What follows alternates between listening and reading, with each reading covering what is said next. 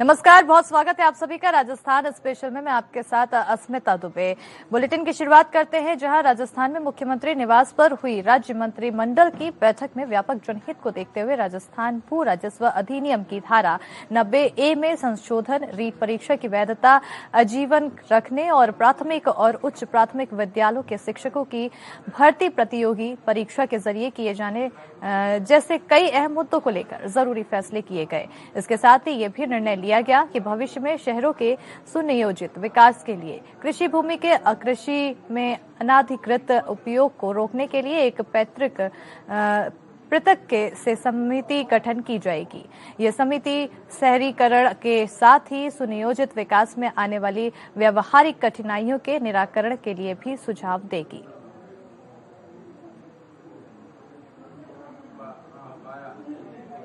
ज्यादा जानकारी के लिए हमारे साथ हमारे संवाददाता हरिनाम सिंह हमारे फोन लाइन पर जुड़ चुके हैं। तो हरिनाम, सीएम आवास की बैठक हुई है, क्या कुछ इस बैठक में चर्चा हुई है? किन किन मुद्दों पर इस पर बैठक में फैसला लिया गया है?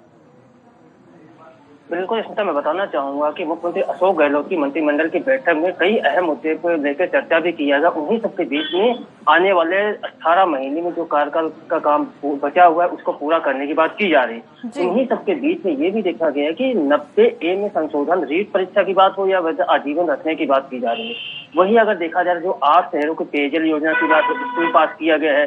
अभियंत्रण विभाग की तरफ से हस्तांतरित कई अहम महत्वपूर्ण जो निर्णय मंत्रिमंडल ने व्यापक जनहित की महत्वपूर्ण को लेकर उसको भू राजस्व के अधिनियम के तहत धारा 190A जो कहा जा सकता है कि 17 जून 1999 को जो लागू किया गया था शहरी क्षेत्रों को लेके, उसको भू राजस्व के अधिनियम के लेके उसको पूरा करने की बात की जा रही है। वहीं अगर यही बात किया गया था, जिस तरह से कृषि भूमि की बात की जा रही है कि तो शहरों में जो भूमि की बात की जा रही है, शहरों में जो भूमि है उनको भी कृषि भूमि के लगाव को लेके भी पट्टे जारी करने की बात को लेकर भी काम करने की बात की जा रही है। उन्हीं सबके बीच में ये देखा जा रहा है कि युवाओं को जो बातें की जाए, युवाओं को बेरोजगारी की बात किया जाए, उनको भी लेकर एक अहम निर्णय लेने की बात की गई है कि अब 1.5 लाख जो भर्तियां हैं, चाहे रीट मामले को लेके हो जाए, उन सबको लेके एक अधिनियम के तहत परीक्षाएं भी कराई जाएगी रीट को, और उनको लेके भर्तियां भी की जाएगी। उन्हीं सबके बीच में रीट के प्रावधानों की बात को लेकर जो रीट लेवल 2 की बात जो सामने आए थे लागू करने के लिए, उनको भी एक प्रक्रिया के अनुसार किया जाएगा। और वहीं अगर देखा जाए पुनर्वास की अधिनियम 2013 के अनुसूची के तहत एंड और पैकेज के तहत 6,91,32,387 एक्सक्लूसिव राज्य के भुगतान की स्वीकृति भी दी गई है। इन्हीं सबके बीच में ये भी देखा गया है कि राज्य की भूमि में जो गाँव के अनरिय क्रिय सवाई बनेठा चूड़िया करिया चौबे सोलपुर रायपुर में स्थित 228 मकानों का है, उनको भी एक शहरी योजना के तहत लाया जाएगा। वहीं अगर देखा गया कुल मिलाकर हरिनाम देखा जाए तो विपक्ष जिन जिन मुद्दों को लेकर कांग्रेस को घेरने की कोशिश करता है, उन सभी मुद्दों पर गहनता से चर्चा की गई है।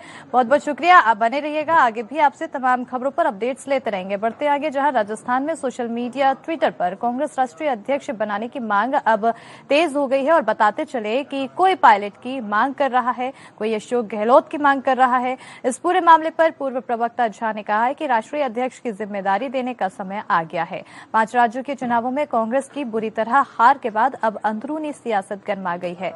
असंतुष्ट नेताओं का धड़ा एक बार फिर सक्रिय होकर पार्टी में बदलाव की मांग उठाने की तैयारी कर रहा है।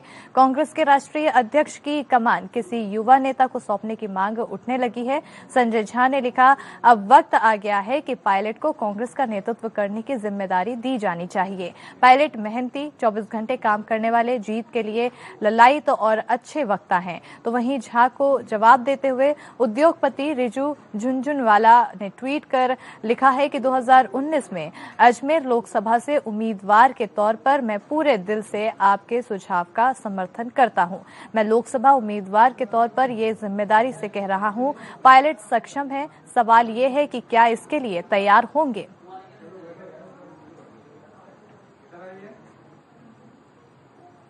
ज्यादा जानकारी के लिए हमारे साथ हमारे संवाददाता हरिनाम फोन लाइन पर जुड़े हुए हैं। हरिनाम, अब कांग्रेस में कहीं न कहीं सचिन पायलट को लेकर आवाज उठने लगी है, लगातार इन मुद्दों को लेकर अब घमासान उठने लगा है। क्या कुछ और चल रहा है उस राजस्थान की सियासत में कांग्रेस को लेकर? स्मिता, मैं बताना चाहूंगा, जिस तरह से राजस्थान की सियासत को लेकर राजस्थान में सरकार बची हुई है, राजस्थान में सरकार बची हुई है, वहीं अगर बात करें छत्तीसगढ़ में सरकार बची हुई, उन सबके बीच में सोशल मीडिया और ट्विटर के माध्यम से वार टू वार चालू हो चुके हैं। उन्हीं सबके बीच में ये देखा गया जिस तरह से संजय झा ने ट्विटर पे लिखा है कि अब जाके नए युवा नेताओं को आगे बढ़ाने की बात किया जाए। वहीं अगर देखा जाए तो सचिन पायलट की जो बात सबसे सामने उभर के आ रही, उन सबके बीच में सचिन पायलट के लेके कई ऐसे नेता है जो खुलकर सामने आ रहे हैं। ये भी देखा गया राष्ट्रीय अध्यक्ष के लिए एक युवा नेता को बैठाया जाए। जिस तरह सचिन पायलट 24 घंटे काम कर रहे हैं, उनको कहीं न कहीं मौका दिया जाए। उन्हीं सबके बीच में ये भी देखा गया ट्विटर और सोशल मीडिया के माध्यम से कोई सचिन पायलट की बात लेकर उठा रहा है, कोई अशोक गहलोत की बात करके उठा रहा है। उन्हीं सबके बीच में ऋतु झुनझुनवाल की बात कर रहे हैं, उन्होंने मुद्दे को सही ठहराया है। उन्हीं सबके बीच में ये तो सोशल मीडिया वार चल रहा है और ट्विटर के माध्यम से चल रहा है। वहीं अगर ये भी देखा गया कि जिस तरह से मुख्यमंत्री अशोक गहलोत, आज सुबह से देखा गया मुख्यमंत्री अशोक गहलोत सुबह तैयार होकर जिस तरह से वर्किंग कमेटी कांग्रेस की मीटिंग में गए हैं, वहां से क्या निर्णय आता है, उन निर्णय के बाद देखा जाएगा कि राजस्थान की राजनीति में क्या गर्माहट होगी, किसको कौन से पद पे बैठाया जाएगा। उन्हीं सबके बीच सूत्रों के हवाले से यही पता चल रहा है कि जो राजनीति की सरगर्मी तेज हो चुके, कहीं न कहीं देख के बदलाव का कारण देखने को मिल रहा है। बदलाव का बिल्कुल, चुनाव अगले साल होने हैं राजस्थान में और चुनाव से पहले बदलाव की मांग उठ रही है, तो लगातार राजस्थान में कांग्रेस में घमासान मचा हुआ है, लीडरशिप चुनाव को लेकर घमासान मचा हुआ है। बहुत बहुत शुक्रिया हरिनाम तमाम जानकारी के लिए।